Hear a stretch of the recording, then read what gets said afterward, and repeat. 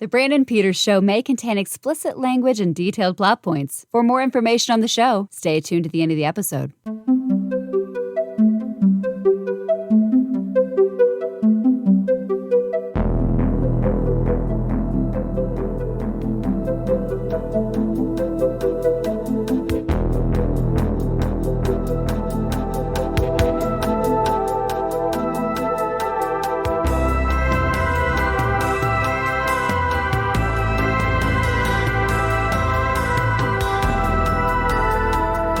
And now, here's Brandon.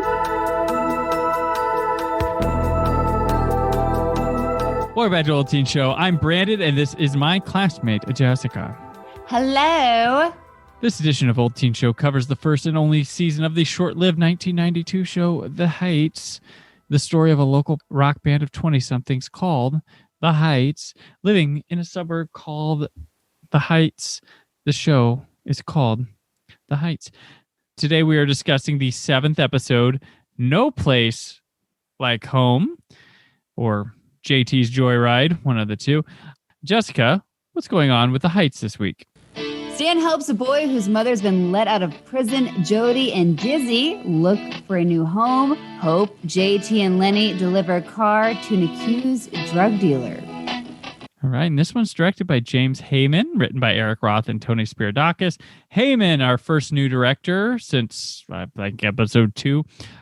He was the director of photography for Buffy the Vampire Slayer this same year. He ran the camera on Jim Jarmusch's Stranger Than Paradise, but this guy's mainly lifer in TV as a producer-director. This episode is his directorial debut, and he went on to do Law & Order, Lois and Clark, ER, Northern Exposure, Sopranos, Joan of Arcadia, Ugly Betty, Heart of Dixie, The Mentalist, Longmire, and NCIS New Orleans. This is another special episode of The Heights, not like JT and his drunk dad special, but it's another one because the recording Jessica and I viewed had commercials again. Yes. It was very exciting to go back in time to 1992. Yes. And be a kid. Yes. This is like our version of like Rick and Morty's like interdimensional cable. Is that what it's called? Yes. Yes. This is like our version. It's a great way. Because it's like you want to watch the commercials. Yeah. And What's the product? Oh, yeah, I'll watch this. That's great. So every once in a while, we're going to hit this and just talk about the commercials. So let's talk about these commercials. What are some that stood up to you? Obviously, the Reese's. Oh, yeah. That happened you say twice. Reese's or Reese's? Reese's. I always, whatever it is, I'll say it both ways, probably. Whatever you want. How the Count eats a Reese's. Mm-hmm. And you get the little 2 fang marks in it. And oh my gosh, if that wasn't a staple of like childhood and Halloween. There's no wrong way to eat a Reese's. That's right. Yeah. But the funny thing is, so I would say Reese's, but have you ever, like when you say Reese's Pieces, people laugh, and I'm like, all right, whatever, fine. Because Reese's Pieces. Reese's Pieces, Reese's Pieces. I don't know. It's I like that peanut butter chocolate goodness. Yeah. I'm going to point out the most important commercial of all of them in here, the Taco Bell commercial. Oh.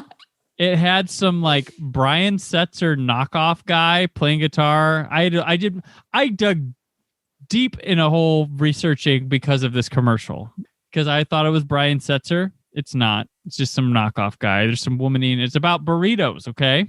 1992 at Taco Bell found the debut of something called the Chilito. The Chilito in Spanish didn't mean quite what Taco Bell thought it could be for their brand, so they had to change it. Later that year, it became the chili cheese burrito, which is one of my ultimate favorite menu items of all time at Taco Bell, which was discontinued somewhere in the early 2000s. Oh my gosh, this is huge for you. I long for the chili cheese burrito. I loved it. I would always get one. They also have something called a Mexi Melt. Not the same thing. It's a melted kind of small burrito thing. It's got pico de gallo, cheese, beef, and like some sort of hot sauce on it. But the chili cheese burrito was like this chili mix that already had cheese in it, but then they put more cheddar. They put a special hot sauce that isn't the same as their hot sauce kind of thing in it. And then they would put it in that little like humidifier thing and roll it up. And it was just gooey, delicious. It was amazing.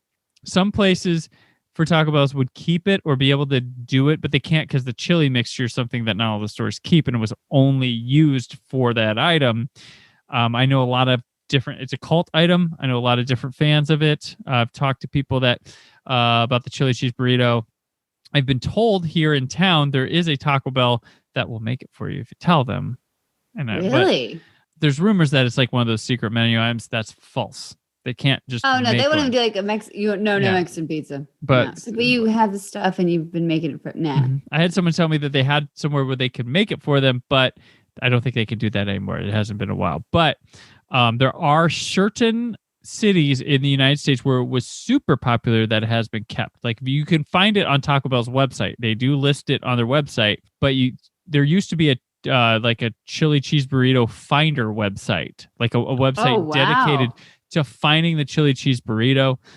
That's been taken down. That got taken down, but Taco Bell did feed that guy information because they saw it and they're like, oh, well, here's where we still have it. So they would actually have it. And a lot of them in Ohio, apparently, Columbus area still carries it. Colorado and St. Louis apparently still have the chili cheese burrito. It's one item that they've never brought back. They brought back a lot of stuff. And I guess the chili cheese burrito guy who had the Finder site, the Heights, and you're hearing about chili cheese burritos because it's fucking 1992, people. I just realized that, but I don't care. This is my chili cheese burrito Congressman. Tag Taco Bell, get it back nationwide. What are we doing? This is my chili cheese burrito channel. I love the fucking thing. It's already out there. Just put it everywhere. Yeah, bro. You kept the cheesy gordita crunch. This thing is like that, but on the side menu items. Like it. Oh, it's so good. I love the chili cheese burrito. It was there with I would get like one of those and a couple double-decker tacos, and that would be maybe pintos and cheese with a side of chips. That's a thing I like. Which they always look at me weird. Like, I'm not going to eat that with my fucking spoon. I want chips to dip that shit in. So, yeah. But the chili cheese burrito, that commercial, I might have got misty-eyed, Jessica. I might have got misty-eyed. So, I feel like if you're at a location, if you go to a Taco Bell and you see it, just take a picture, tag Brandon. Take pictures of the chili cheese burrito. Send me one. Fucking send me one. I don't care if it's stale. Yeah. I'm not going to eat it, but it'd be nice. I'll take cheese. Or if you find a way to keep it refrigerated and mail it and I can reheat it, let's do it. But I want the chili cheese burrito back. This is my tangent for that. But let's talk about other commercials that we witnessed during this episode. I also learned about a series I completely forgot about called Catwalk. 1992 to 1995. Yeah. And those commercials, just the promos and the teases for that were so cheesy. Their dreams are just a beat away. Oh my gosh. I giggled the entire time. I love it. It's so bad. Yeah. And this is a local. So there was there were some local commercials. There was Inwood Furniture, where they all have North Dakota accents on there. Inward Furniture. Inwood Furniture. And there was a church, our Savior's Lutheran Church. There's like a local one. On 90210 this week, 90210 senior year, Brenda Walsh will never be the same. Why? What happens? Don't know. We'll have to watch. There's a Evander Holyfield Sega boxing game. That was cool. Tampax had a commercial. Trust is Tampax. That was their slogan. This one was funny. The pregnancy test commercial where the couple's like super fucking relieved they're not pregnant. Yeah. Like it is anti-pregnancy as hell. Like they're like, oh my God, this is not the right time. Or they know their demo. Who's watching? People that could be having sex that are not ready for a child. True. So. But I've never seen one so down in the dead. They're always like, oh, and this one was like, oh, fuck, my God. I'm seeing your friend Rhonda. I'm leaving you in like a week. Whew. Like, it was good. What else? I forgot there was this. I can't think. I thought it was not pantyhose or leggings or something like that. And I forget what it was even called now. I think I was so excited. I forgot to write stuff down. I was like, awesome. Great job, Jessica. I'm glad I brought it up. This local affiliate syndicated Highlander, the series. There was a commercial for that. Thank you, Sioux Falls Fox affiliate, whoever recorded this and put it on YouTube. Right. Yes. And of course, the TV Guide commercial where like the TV was talking to you. I was like, hey, it's me, your TV. I feel like I remember being told, don't watch TV in the dark. It'll hurt your eyes. Yep. That was at the very end. Yep. And it's like, guess what? We're fine. Mm-hmm. Doing all We're right. We're fine. I used to sit right on top of the TV as a kid. The couch, like, because it was in the corner. Mm-hmm. And so I would lean against like the arm of the couch that was on the ground because you had the big TVs just on the ground. Oh, I was just on top of it, like at an angle. My kids 2020 now. My kids will lay in front of the TV. They'll lay down. They'll look, but the screens we have probably are better on your eyes to look at them while we're doing it. Oh, heck no. Just big box TV. Oh yeah. So yes, thank you. Those I look forward to more episodes that when I see the time code there. If I see a time code and it's like 50 some minutes, I'm like, we have commercials. I love it when there's movie trailers too, though. Oh yeah. Last couple of episodes back, we had some old movie trailers. Yeah. School times. How often you go on and just like, let's go watch some old. I'm a sucker for old marketing, like especially when it comes to film and television shows.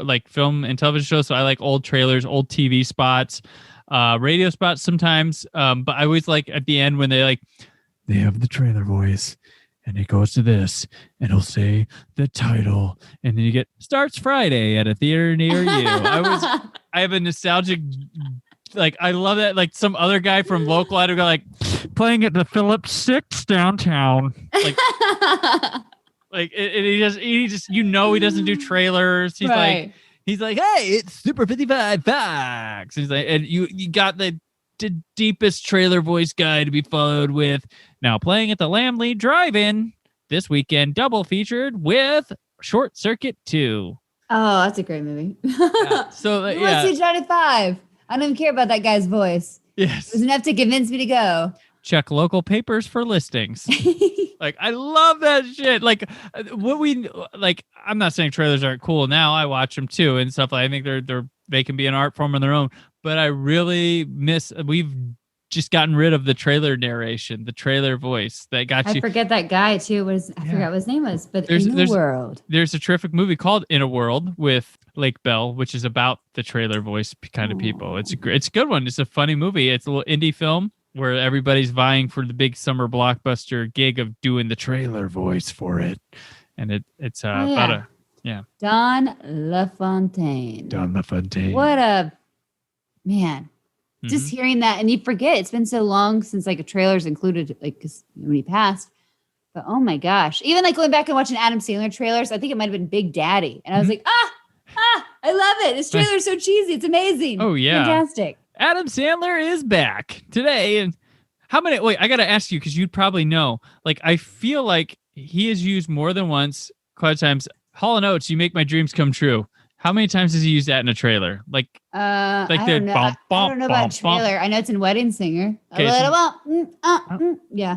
And he might have used it in. Like, I feel like it starts out like a couple of his trailers. Like, because I was thinking about that the other day. It came on the radio, and I was like, oh yeah, like I know there's at least one Adam Sandler trailer he uses, but I feel like he's used it a couple times to like use it for the start of his trailer before it really got into the. I might just go back and watch all the Adam Sandler trailers now. Like, I'm super pumped about it. I feel like there's some Cars music in there maybe somewhere, but definitely Uncut Gems. It was probably that one. It's the most stressful movie ever.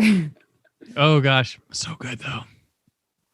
So good. All right. Well, thank you for this. Thank you for enjoying our commercial break. So now we'll go to The Heights this week. This one got led in with How Do You Talk to an Angel? Like, I hadn't done that before. I was like, oh, well, welcome back. Best song of the show so far. And Rita, Alex, Stan, and some kid named Tyree, they're fishing. And this one revolves around, so Stan has a cousin. There's a third cousin who had this kid Tyree. She had drug problems, went to jail. She was dealing. She has the kid's with a guardian. The guardian was put in place by Stan's dad, and now the mom's out of jail and she wants custody of the kid. So there's this whole. I also want to stress what technically a third cousin means. You share a third set of grandparents. So a third cousin, like your first cousin, you share grandparents. Mm-hmm. Your second is great grandparents. So the third cousin share great grandparents. I don't know. Well, maybe it's like a first cousin twice removed, or a second cousin once removed. But so like, isn't like you have your first cousin, and then your cousin's kid would be your second first cousin. Cousin once removed. Once removed. Okay, something like that. Welcome to this podcast about your cousin chart. We're going to go through the ancestry. If there's any question of relation, don't date them. Don't date them. Same last name could lead back to the same place at some point in the timeline. Like this. At the same point, you know what? Maybe their family actually likes each other, so they all kept in touch. That's cool. Yeah, it's pretty kind. It's kind of. I don't know any third cousins. So yeah, showing off in the Heights. In the Heights, not the film. In the Heights, the show here, The Heights. Sorry. So the Heights. Right. I don't know where you are, Heights. I don't even know where you are. Even in this episode, where was the Heights? I'll wait. So yeah, you got this drama where the kid finds out that the mom's like the guardian's like, this woman's a junkie. She can't do this or whatever. And he goes to visit the mom and he's like, look, why don't you just back off? And she's like, what the fuck? It's my kid. And all this whole time, this kid's like, hey, I want to go. And then Tyree shows up at band practice and like gets pissed because Stan won't tell him where his mom is. And he runs off and he like falls off the building. Apparently they were on a second floor, or I don't understand that. Was it a barn loft? I don't know. He just ran out and then he fell onto, again, was it like a dumpster? I can't even remember now. But like, how did you just like fall off? You ran out of the window. Right? What are you, Cersei Lannister? Not Cersei, with the kid Lannister. Oh, yeah. That was crazy. But it's like, there's no floor there anymore because you could see the outside. Yeah. And then Stan's just like, and he kind of walks over like, oh, no, he fell down because there's no floor there. Right. He wasn't like running and sprinting, really. He was just like, yeah. It's really, and then like, Stan's dad's not a fan of her. He's like, best for her to stay the hell out of the way. But they meet, the guardian and the mother meet because Stan invites her to the waiting room at the doctor's office.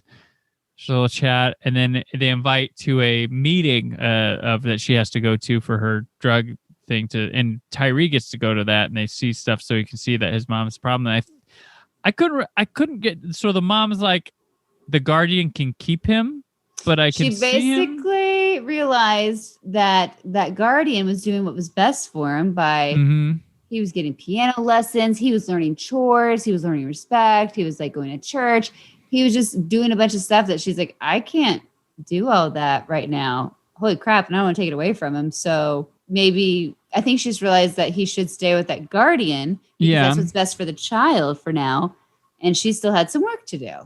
Right. So it's like, I was like, this is a great message in this episode that you see a parent do what's best for the kid, even though it's really hard. Yeah. It was a tough story that I think it's kind of some goofiness. Like when he falls off, it looks kind of funny, the building and stuff, but I think they handled it for having some deeper drama and stuff. I think it was handled pretty well. It had some good questions of like, well, it's kind of like Gone Girl, that movie where they're like, well, what's better? Like the kid with not their parents or with their actual parent, like, it's a weird push pull if there's not an agreement on things. But yeah, they handled it pretty well. Probably maybe one of their better handlings of a deep topic. And good acting in the process. Even the kid was doing pretty good. Well, Stan's probably the best actor of our main cast, and you can tell like that guy has still working today doing big things. So there's that. We also have a subplot. We have two other plots. We'll go with Jody and Dizzy are looking to find an apartment, a nice relaxing home, nothing fancy, just a place that has potential. And according to House Hunters, they have he's a drummer in a band and he plums. She works a night shift as a nurse. They have $27,000 to spend on an apartment. And they go looking at some places, and then like Alex, Stan, and Rita come because they need Alex and Rita to have something to do this episode. Yes, they were also just in the background. It's another one of But those. don't worry, know what to folks. do. Apparently, they're going to have something to do next week. Oh, don't get me started on that trailer. I was just. We'll talk about it. We'll talk about it. We'll talk about it.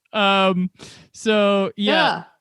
So they like diss this uppity apartment lady during one of these, and then I think they find a place that they're like would settle on. But then, hey, Jody's got the coolest parrots. Her dad like, you can live in this, but I got a place if you haven't signed, and it ends up being that house. Yeah. And like every male, he just looking forward to living with your in-laws or your future in-laws. Like that's what every male's dream.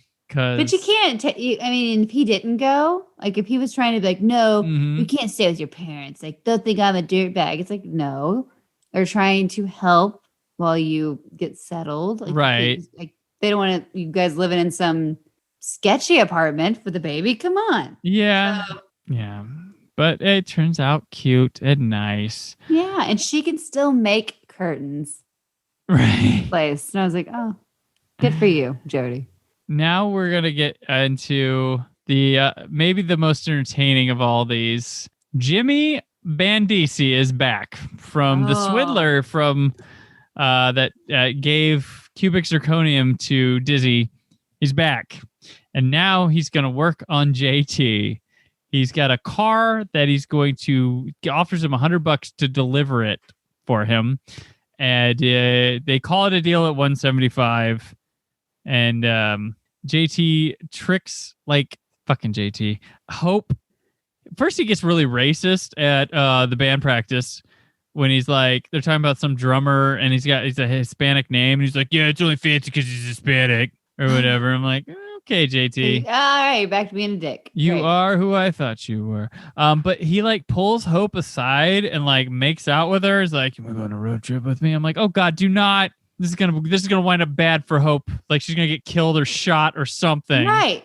He's not honest. And he just didn't want to go by himself. And he's like, I can manipulate her. Yeah. She'll do whatever I want. He tries to pull some shit. And then but Hope's like shows up, okay, I'll go. And I'm like, oh no, Hope. Oh no. But she welcomed Lenny to be the third wheel on this. Charlie Brown, Charles Barkley himself to cock block the entire road trip. Surprisingly, JT's like, okay, so I'm delivering this for the criminal guy. And he's like, open. I'm like, and Hope's like, oh, okay, cool. And Lenny's like, oh, fuck, no. But he ends up going. They have a little musical moment with Lenny playing guitar and JT singing, and then like Hope videotaping them in the convertible, like, because like the band's like everyone did Lenny too. Yeah. Oh yeah, that's what all did. Yeah, just road tripping. And then they're like wondering about something's in the trunk, and they're all like, "What's in that trunk? What's in that trunk?" And like, we shouldn't look.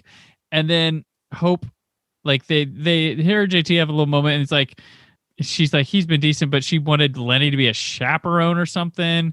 And then they get to this hotel room, and they're like all over each other. And Lenny's like, I'm gonna go outside. Like, no thoughts about Lenny.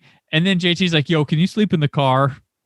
And Lenny's like, I'm not going to stay in this dang car because there's probably a dead body in the trunk. And he's like, do you not see this newspaper article? What are we getting into? He's like, see that car over there? It's been following us.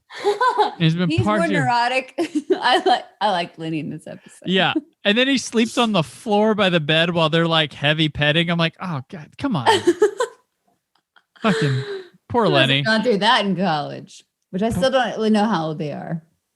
In what grade they're out of college and trying to start real lives, I thought. Yeah. And Hope was going to go to law school. Yeah. Last episode. I still get confused. But, you know, like JT could have been like, just be happy it's not Natalie, Lenny. Yeah, where's she at? Yeah, with she's just out being so pretty. Like she's so pretty. I knew we wouldn't see her again. Oh, but I didn't think we wouldn't see. Was it Jimmy? Yeah, he's back. Yeah, he's back. This is good. The car ends up breaking down when they get lost.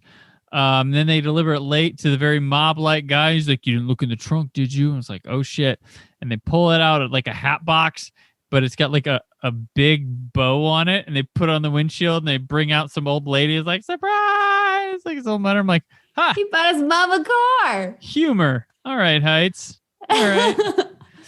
All right. That was fun. And really fun. We wrap it all up with Stan and Tyree fishing and talking about his mom, and bring back How Do You Talk to an Angel reprises a little bit. I'm like, oh, okay. They're really on the song now. But I like the next time trailer, Alex and Rita go to the Bone Zone. So it's finally happening. Yeah, it's not really happening too. Oh my gosh. Just the intimate scenes that they're showing. Like to me, again, that's like the most scandalous thing I could see as a kid. But like, awesome. Oh my gosh, look what they're doing. They're naked. Yeah. You know, it's like the close up on the hands, whatever, squishing. Or what do you call it? Holding hands? I don't know what you call that. You've been waiting 7 episodes, but now they're going to have sex. Oh, I thought they've been doing it the whole time. Yeah, I was like, wait, they're not? Like, what? They're the pure couple? Like, are they all virgins? Yeah, like except for Dizzy and Jody. Oh, Lenny is. I mean, come on. Yeah. Lenny. Natalie wouldn't even touch it. I did know. Please, Natalie, I wrote a song. You kind of have to now. Come on. Oh, no, just first. Oh. Coffee? Okay. Yeah. Did you notice? So during the credits, there was the announcers like, you can win a walk-on role in a future episode of The Heights. And I was like, I didn't. And I was like, did this ever work out? Did this? Oh my gosh. Did the person who won this, was there a winner? And did they get to fulfill this? I bet there wasn't. Or there was some clauses like, unless we get canceled, then you'll get a Fox swag. These are weird things like that happen. Like, or you had to get a walk-on role to another TV show. It's the only way they could cover it. Right. Because this is like, so being the Halloween fanatic I am. When Halloween Resurrection came out, they had a contest. So that movie came out in 2002, and they had a contest like you can, to promote the movie, win a walk-on role in the next Halloween movie. This is 2002. It's like, oh, okay, so it'd be in the sequel to Halloween Resurrection. That movie did not meet expectations and was pretty reviled, and someone won that role, but they wouldn't get to like cash in on it till Rob Zombie's 2007 film Halloween. So we waited 5 years before being able to get their winning, and they did put the person in the film, but wow, how things changed from when you won that contest to when it got cashed in. Like you were supposed to, because they were trying to put something out in 2003 or 2004. They didn't end up getting something in theaters till Labor Day 2007. And wow.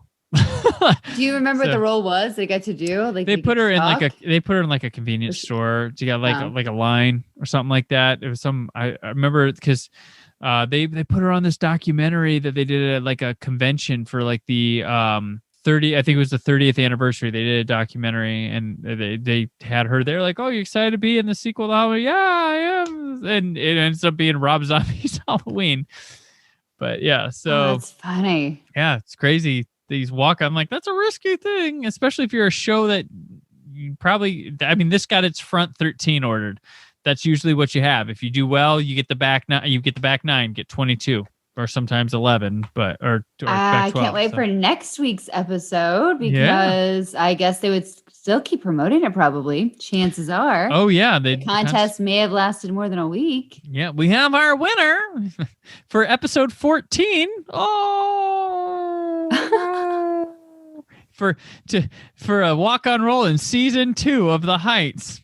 Or maybe they did film something, but they just never released it. Oh, that's possible. That's possible. If you are listening to this podcast and you were the winner, contact us. Come on. You can win a walk-on role to talk about an episode of The Heights with us. So how's that? If you were that person who won, we'd love to hear from you. We'd love to hear from you. And also check your Taco Bell in your area. If you have chili cheese burritos, bring them with you. Tell us what Jamie Walters smelled like. Was Rita actually nice? Was Jody really pregnant? Like these things. We got to know. And how much of an asshole was JT? Like, what product is he using in his hair? Mm-hmm. Yep.